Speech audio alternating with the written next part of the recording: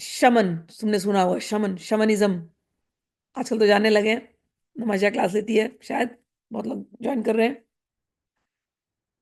ये शमनिज्म पूरे यूरोप में था। इसको पैगनिज्म भी कहते हैं, पैगन, शमन। हमारे अभी यहाँ पर भी आ गया है, बहुत लोग जानते हैं। तो शमन में लोग क्या करते हैं, म्यूजिक बजाते हैं। म्यूजिक बजा बजा के सारे स्पिरिट्स को बुलाते हैं, और स्पिरिट्स को बुला करके हीलिंग भी कर सकते हैं। सेम ये तंत्र की टेक्निक है, पूरी की पूरी तंत्र की टेक्निक है। हमारा तरीका अलग है, उनका बोलने का तरीका अलग है, बस वही है। हमारे यहाँ क्या करते हैं, डमरू, डम डम डम डम डम डम डम डम डम डम डम डम डम डम डम डम, डमरू बजा के बजा के बजा के बजा के हम भगवान के भूत प्रेत गण तो है ही है, हम उनका आह्वान करते हैं। डम डम डम डम डम डम डम डम डम डम डम डम डम डम डम डम। और फिर हमारे यहाँ क्या करते हैं, अगरबत्ती लगाते हैं। उसमें भी अलग अलग टाइप के हमारे अगरबत्ती होते हैं, नागचंपा, केसर इत्यादि के होते हैं। और हम उन मतलब जो नेचर में जो अवेलेबल है उसी से हम सब कुछ को जगाते हैं। सारे जो हमारे आसपास सबके पास दैवी दैवी भी ऊर्जाएं होती हैं, और आसुरी ऊर्जा भी होती हैं। लेकिन वो डम डम डम डम डम डम से हम दैवी ऊर्जा को बुलाते हैं। और जो हमको हीलिंग करनी होती है, मतलब नेचर से कनेक्ट करके, प्रकृति से कनेक्ट करके हम हील करते हैं। हम तंत्र में यही काम करते हैं। वही चीज शमनिज्म में की जाती है, वही सेम चीज। समझ में आया? एक पैरेलल बता रही हूँ। जैसे रुद्राक्ष है, देखा जाए तो रुद्राक्ष नाम दिया आपने, रुद्र की आंखें, लेकिन उसमें इतनी शक्ति है। क्यों शक्ति आ रही है उसके अंदर? प्रकृति की शक्ति उसके अंदर बह रही है। हम जब स्फटिक लेते हैं, पत्थर, वो पत्थर क्या है, वो प्रकृति में ही से आ रहा है ना। वो पत्थर में प्रकृति का इतनी ऊर्जा भरी होती है कि उसको हम घिसके घिसके घिसके घिसके उसकी ऊर्जा को हम जितना घिसते हैं, ऊर्जा हमारे अंदर, हम उसको समाहित करते जाते हैं। तो माला की जो टेक्निक दी गई थी वो इसीलिए दी गई थी, प्रकृति की इन चीजों को लो। तुलसी की माला, ये प्रकृति की चीजों में इतनी ऊर्जा भरी हुई है। हम क्या करते हैं, हम ऐसे बेमना करते हैं बस। हमारा तो मन जो है, हमारी इच्छा पूरी हो जाए, इच्छा पूरी हो जाए, इच्छा पूरी हो पे लगा रहता है। लेकिन ये टेक्निक इतनी स्ट्रांग है कि तुम्हारी की एक इच्छा पूरी की बात नहीं हो रही है। तांत्रिक व्यक्ति इतना स्ट्रांग हो जाता है जिसने अपने आप को इस भाव से एकाकार किया, जो जो इस अध्याय में दिया जा रहा है। मुझसे लोग पूछते हैं, तंत्र क्या है, तंत्र क्या है? अब तुम मेरे से तंत्र अब सीख रहे हो, मैंने तंत्र ऐसे ही किया है, तुमसे कोई चीज छुपाना नहीं है मुझे। तंत्र मेरे लिए बच्चों का खेल है। ये शमनिज्म सब, या कोई भी नाम कोई ले आता है ना, बड़े बड़े नाम, आजकल फंडे फंडे नाम आते हैं भाई। मैं देखती नहीं इतना वीडियो, लेकिन मैं और नमाजिया एक वीडियो अभी रिकॉर्ड कर रहे थे, और हम समुद्र के किनारे कर रहे थे।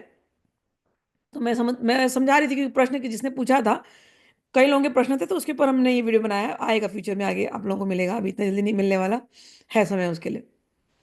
तो मैं इंग्लिश में एक्सप्लेन कर रही थी, समुद्र दिखा करके कि ये समुद्र है, ये समुद्र की ऊर्जा है, समुद्र में ही तो हम कामाख्या की पूजा करते हैं।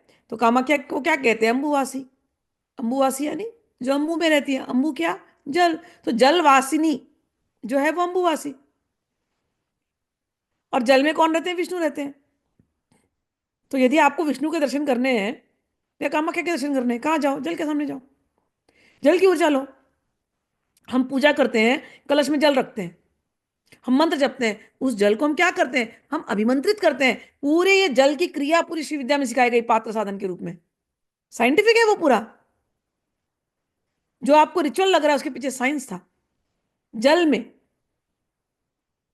पत्थरों में, हवा को तो तुम बांध नहीं सकते। हवा तो केवल सांस वाली हवा को बांध सकते हो बस। अग्नि में हवन करते हैं तो अग्नि में डालते क्या? समीधा डालते हैं। समीधा क्या होती है? वनस्पतियों से बनी रहती। क्यों उसमें इतनी ताकत है? वो उन बीजों से उगी, उस बीज में ताकत होते हैं। बीजों से वो पौधे निकले, पौधों में वो शक्ति होती है। वो शक्ति हम लेते हैं, वापस उसमें डालते हैं, और शक्तिशाली बनाते हैं देवताओं को। तो देवता कोई बाहर नहीं, अपने अंदर के देवताओं को शक्तिशाली बनाते हैं। तांत्रिक व्यक्ति अपने अंदर के देवताओं को, बाहर के देवताओं को एक तारतम्य बना करके वो ध्यान में खोता है, और अपने अंदर की शक्तियों को वो जगाता है। तंत्र को प्रकृति से जोड़ करके समझना चाहिए। तंत्र को अपने शरीर से जोड़ करके समझना चाहिए, अपने मन से जोड़ करके समझना चाहिए, अपने अंतर मन से जोड़ करके समझना चाहिए। जब भी भगवती कहती है मैं तीन नेत्रा, तीन नेत्रा, तीन नेत्रा, साधक व्यक्ति ध्यान करता रहे, मेरे शरीर पर दुर्गा, मेरे मन में दुर्गा, मेरे हृदय में दुर्गा, मेरे आंख खोला तो दुर्गा, आंख बंद किया तो दुर्गा, मेरे अंतर्मन में, मेरे स्वप्नावस्था में दुर्गा। साधक व्यक्ति दुर्गामय हो जाता है, कालीमय हो जाता है। साधक व्यक्ति के सारे देवता उसके वश में होते हैं। उसको अलग से कुछ करने की जरूरत नहीं है। आप मेरे को देखते हो, मैं कुछ नहीं करती अलग से, कुछ नहीं, क्योंकि आप करने की जरूरत नहीं है। मैंने अपने आप को प्रकृति में विलीन कर दिया पूरी तरह से। प्रकृति और मैं एक है। मैं तंत्र के ऊंची बात आपको बता रही हूं। ये माला जपना, ये सारे प्रोसेस में मैंने अपने आप को, मैं उस ऊर्जा को जगाती गई, जगाती गई, जगाती गई, जगाती गई, जगाती गई और विलीन हो गई। विलीनता का सही शब्द यही है कि मैं और प्रकृति एक है।